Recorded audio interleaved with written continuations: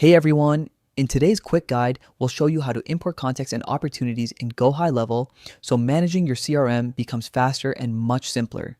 To start, make sure you have admin access because only admins can perform imports. Your file should be a CSV under 30 megabytes with just one sheet and a header row. Before importing, double check your data, avoid empty required fields, duplicates, and special characters in phone numbers. Next, head to either the Contacts or Opportunities tab in GoHighLevel and click the Import button. You'll get the option to import contacts, opportunities, or both at the same time. Once your CSV is uploaded, you can choose to create new records, update existing ones, or do both.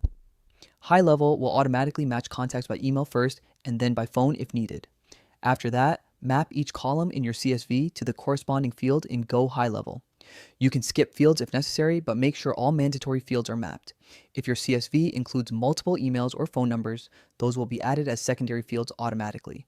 Finally, review your mappings, confirm the import, and optionally create a smart list, add contacts to a workflow, or tag them.